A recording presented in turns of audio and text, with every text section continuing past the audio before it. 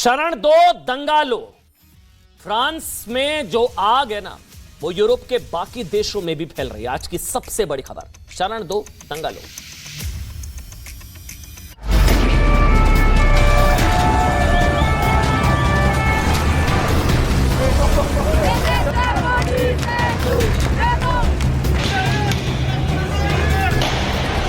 शरणार्थी आ रहे हैं, इसमें ज्यादातर मेन मेंबर्स, और वो यहाँ आकर यूरोप में एक कल्चरल निवेदन कर रहे हैं। भारत को चाहे वो रोहिंग्याज हों, म्यांमार से आए हों या बांग्लादेशीज हों, उनको आइडेंटिफाई करना चाहिए।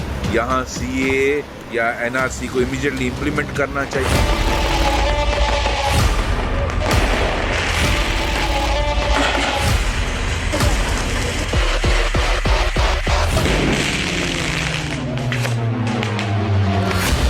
जो आज फ्रांस में हो रहा है, उससे ज्यादा सीरियस सिचुएशन इंडिया में है।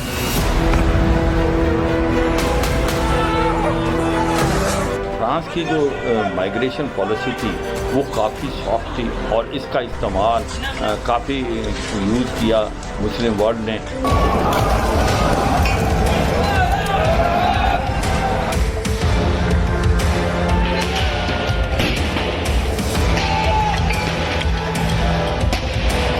लॉ एंड ऑर्डर के लिए एक प्रॉब्लम हो गए हैं। वो उस देश की जो लॉ है उसको कुछ नहीं समझते हैं, फॉलो नहीं कर सकते हैं और अपना जो है एक रेडिकलाइजेशन की तरफ जा रहे हैं।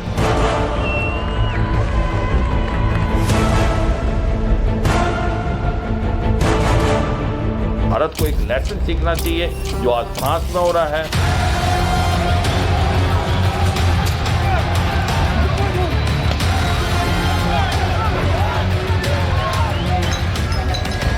माइग्रेशन की पॉलिसी वो सख्त होनी चाहिए। हमें बिल्कुल अलाउ नहीं करना चाहिए कोई भी शरणार्थी या इलीगली माइग्रेंट हो।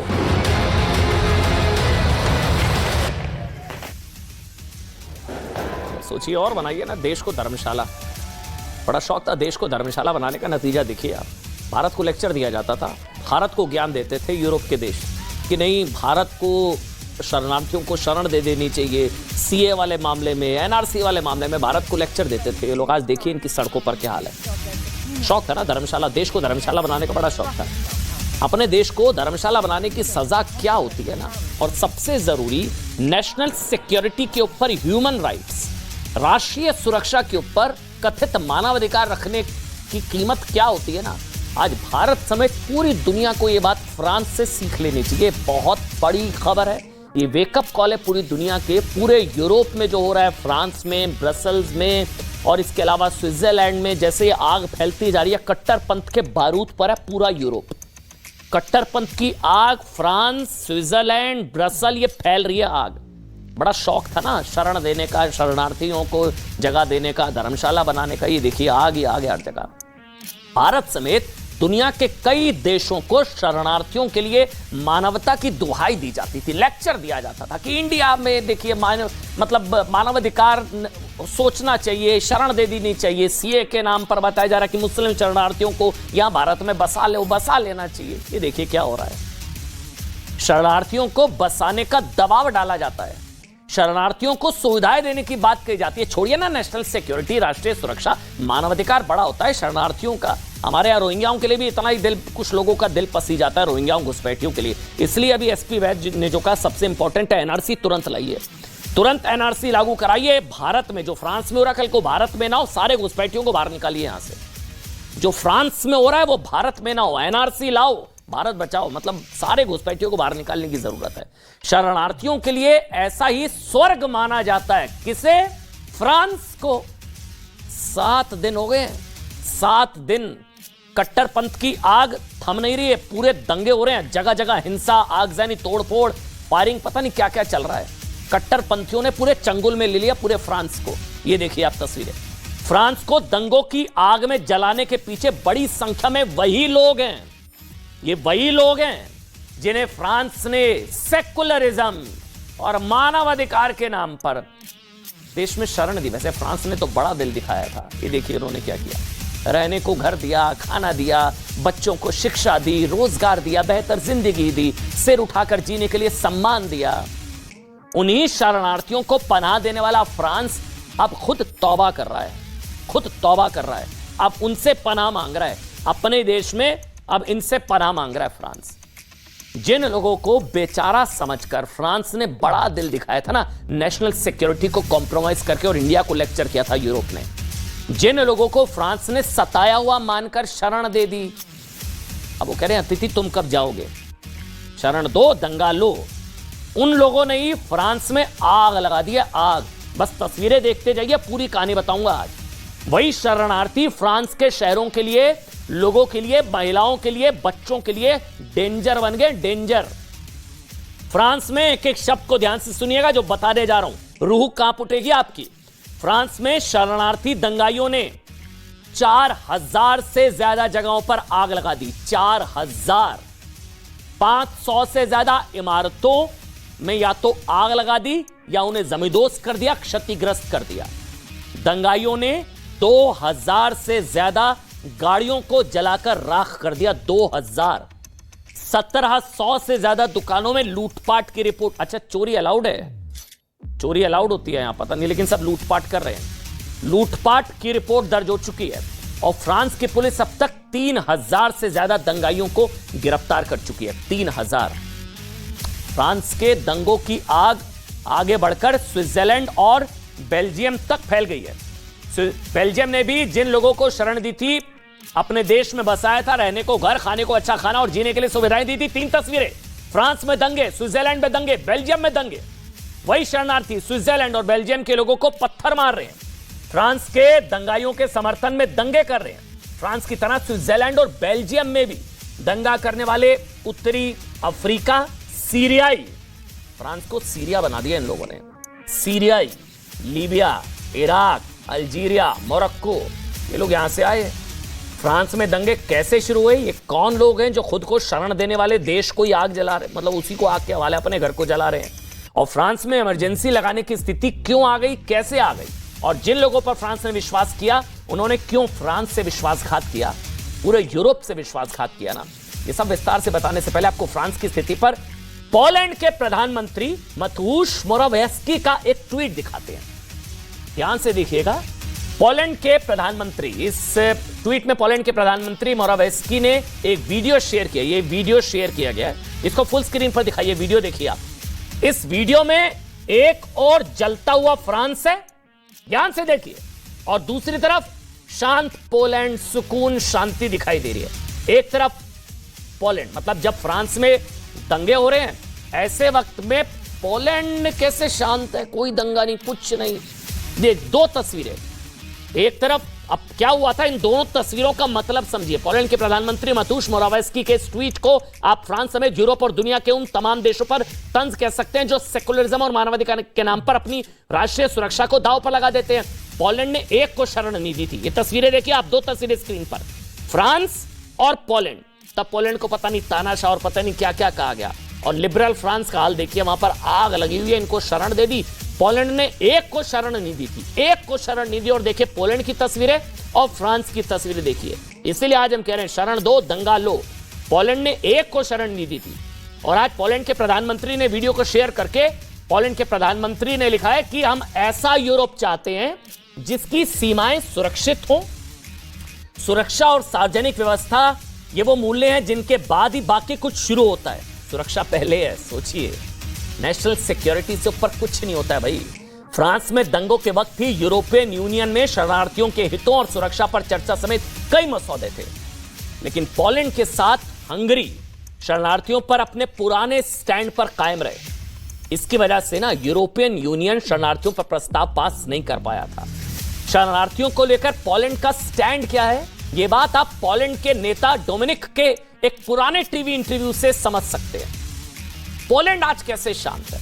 यूरोपियन यूनियन की बैठक में शरणार्थियों को शरण देने का जमकर विरोध करने वाले डोमिनिक का यह बयान फ्रांस के दंगों के वक्त फिर से वायरल हो रहा है। इस इंटरव्यू में डोमिनिक ने कहा है कि उनके देश में एक भी आतंकी हमला, एक भी दंगा इसलिए नहीं हुआ क्योंकि उनके देश ने एक भी मुस्लिम शरणार्थी को शरण नहीं दी है।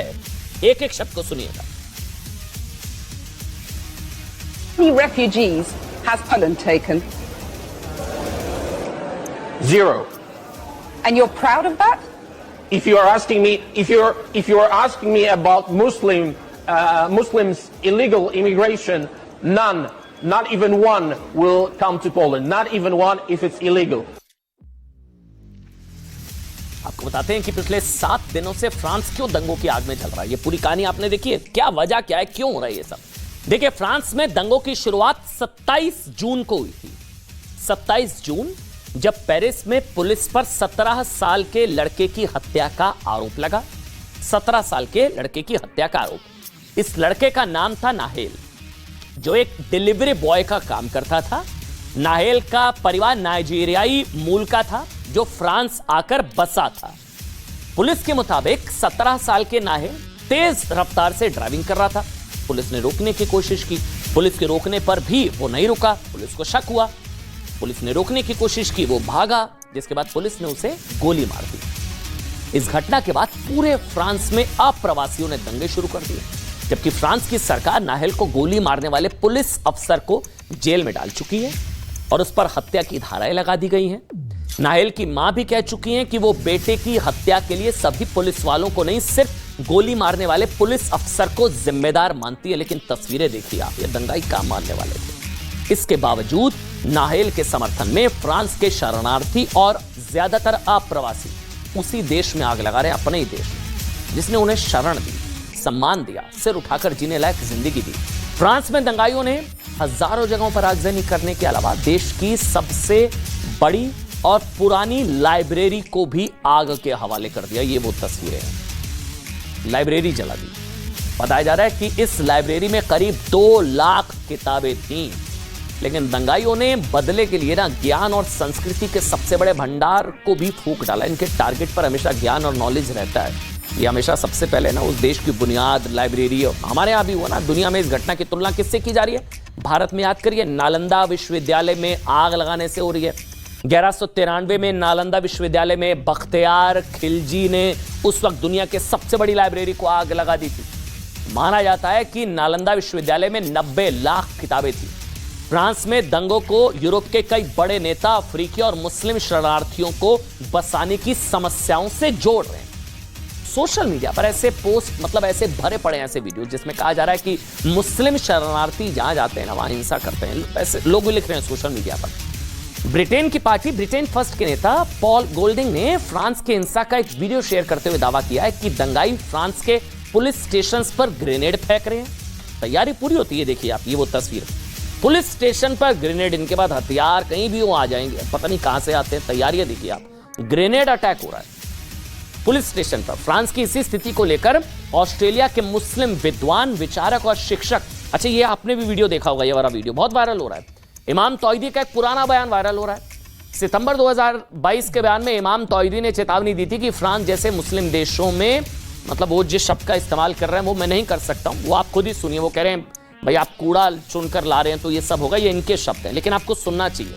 जो चरमपंथी हैं, जो काम की बजाय मुफ्त योजनाओं के लिए यूरोप के देशों में आकर बस जाते हैं, फ्रांस की महिलाओं से शादी करते हैं। हैरानी की बात यह है कि इमाम तौहीदी ने भी शरणार्थी ना बसाने पर, अच्छा पोलैंड की तारीफ इन्होंने भी की थी। इनका बयान सुनिए एक बार। You went to the Muslim countries and you imported the garbage that the Muslim countries wanted to put in prison or isolate away from society. You went and you imported them. Why? For cheap labor. But these Islamist extremists, they don't want to work. They want free welfare. They want to marry French women, blonde hair, blue eyes. They don't have time to work. So look at Poland. They don't complain from Islamic extremism. Not a single terrorist attack in Poland. अब देखिए, आपको बताते हैं कि France की क्षति के पीछे कैसे लोकतंत्र की अति है। टू मच डेमोक्रेसी होती है ना कभी कभी। इंडिया में भी डेमोक्रेसी जो है, टू मच डेमोक्रेसी बहुत जरूरी है, लेकिन ज्यादा ही अधिकार ने कभी कभी हानिकारक हो जाते हैं। आधुनिक दुनिया में जो लोकतंत्र है वो लोकतंत्र मोटे तौर पर ना फ्रांस का ही दिया हुआ है। आज दुनिया जिस लिबरलिज्म, सेकुलरिज्म, मानवाधिकार, अभिव्यक्ति की आजादी के आदर्शों की बात करती है ना, वो 1799 की फ्रांसीसी क्रांति की ही देन है, आप कह सकते हैं। 1799 के फ्रांसीसी क्रांति के चार्टर में व्यक्तिगत स्वतंत्रता, स्थिति में समानता और भाईचारे का वादा किया गया था। इसलिए फ्रांस ने खुलकर अल्जीरिया, मोरक्को, ट्यूनीशिया, सीरिया बना दिया फ्रांस को इन लोगों ने। Syria, Libya, Iraq, Afghanistan, Bangladesh के शरणार्थियों को दिल खोलकर शरण दी, धर्मशाला बना दिया देश को। और इंडिया को भी लेक्चर दे रहे थे ये लोग, मैं आगे बताऊंगा। सीए के दौरान ये लोग हमको लेक्चर देते थे कि बसा लो ना, क्या प्रॉब्लम है, नेशनल सिक्योरिटी क्या, मानवाधिकार बड़ा मुद्दा है, ये लोग हमको लेक्चर देते थे। अब समझ में आ रहा है इन सभी देशों से फ्रांस में शरण लेने वाले ज्यादातर शरणार्थी मुस्लिम हैं। राष्ट्रीय सुरक्षा से पहले शरणार्थियों का ध्यान रखने वाले फ्रांस में 1950 में जहां सिर्फ, यहां से सुनिएगा, सिर्फ 0.5% मतलब शरणार्थी थे, 0.55% शरणार्थी थे, 0.5% समझ लीजिए 1950। अब 2020 आते आते शरणार्थियों की संख्या 10% हो गई है।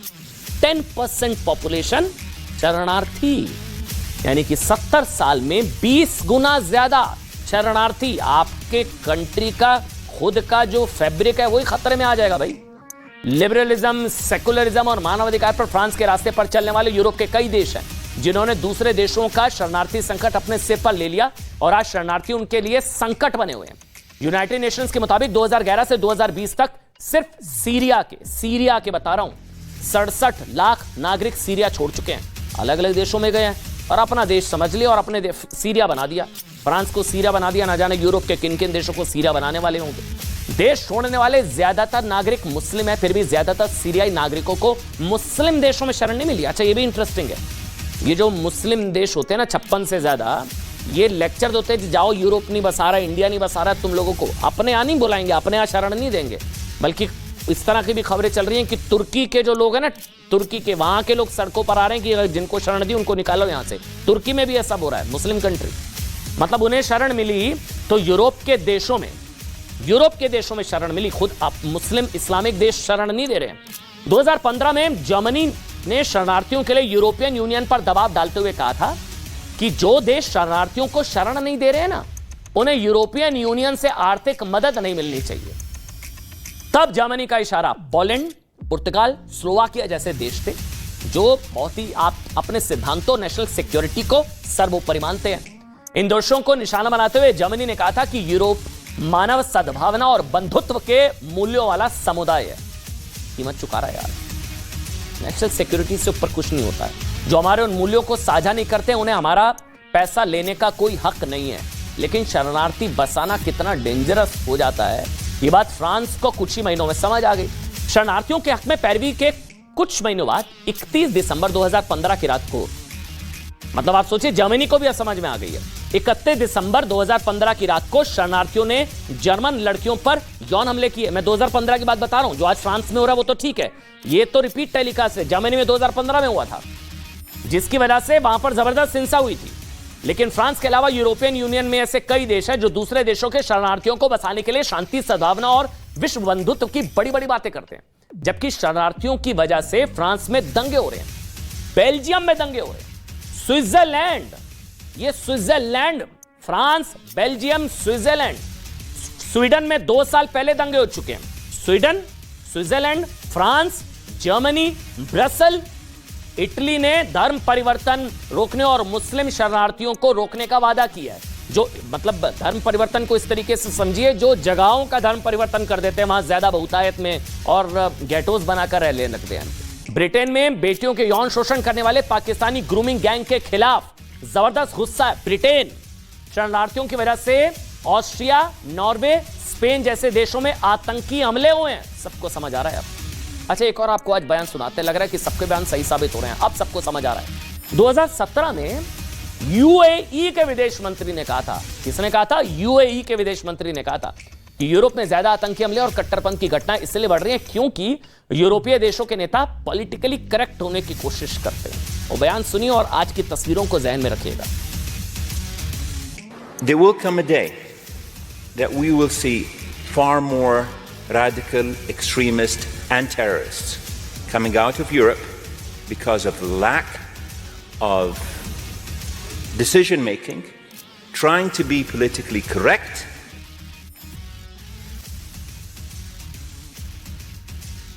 मतलब सोचिए, फ्रांस में 7 दिनों से जारी दंगों से भारत में उन लोगों को भी सीखना चाहिए ना, जो भारत में रोहिंग्या मुसलमानों और घुसपैठिए बांग्लादेशियों के वकील होते हैं। पॉलिटिकली करेक्ट होने की वजह कुछ नेता भारत को धर्मशाला बनाने पर तुले हुए हैं। आज उनके लिए ना रिपोर्ट तैयार की हमने, तस्वीरें देखिए और तौबा करिए आप।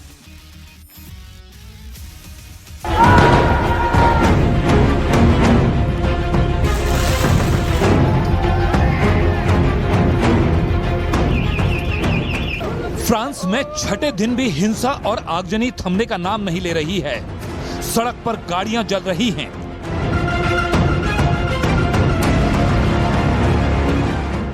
दुकानों में लूट हो रही है।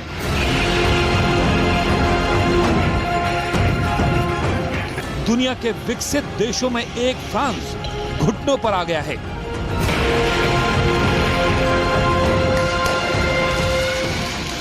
फ्रांस में पुलिस की गोलीबारी में मारे गए लड़के की घटना ने पूरे देश को हिंसा और आगजनी के हवाले कर दिया।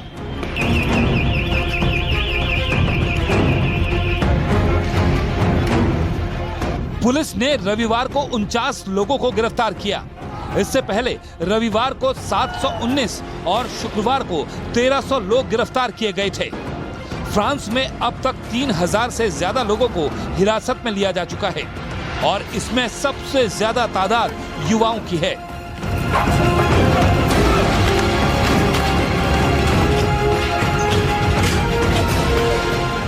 Tout casser, mais on est obligé de les faire comprendre un moment. Donc je pense que c'est la seule solution là pour l'instant. Voilà. Moi j'ai pas peur, faut dire les choses. On peut me tabasser, c'est pas grave, je vais dire les choses aujourd'hui. Et si je dois casser, je vais casser. हालात काबू करने के लिए France की सड़कों पर 45,000 पुलिसकर्मी उतारे गए हैं। हिंसा रोकने की कोशिश में सैकड़ों पुलिसकर्मी घायल हो रहे हैं। पेरिस को जलने से बचाने की कोशिश में 24 साल के फायर फाइटर्स की मौत हो गई। वो जलती कार को बुझाने की कोशिश में था।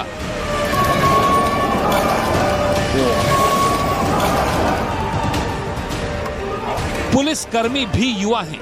उन्हें इस तरह के हालात से निपटने का अनुभव नहीं है।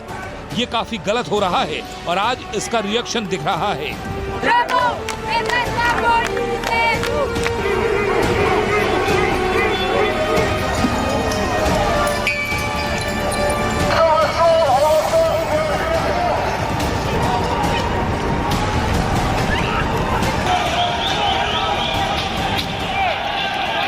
फ्रांस सरकार कोशिश में है कि हालात सुधरें, लेकिन हिंसा की चिंगारी अब दूसरे देशों तक फैल गई है। फ्रांस में भड़की हिंसा की आग बेल्जियम तक पहुंच गई, जहां यूरोपीय यूनियन की बैठक चल रही थी। फ्रेंच मीडिया की खबरों में कहा गया कि हिंसा के आरोप में ब्रसेल्स में 100 लोगों को गिरफ्तार किया गया। फ्रांस के दंगे पड़ोसी देश स्विट्जरलैंड के लुसानो तक पहुंच गए, जहां कुछ दुकानों पर पथराव के बाद 7 लोगों को हिरासत में लिया गया, जिनमें अधिकांश नाबालिग हैं।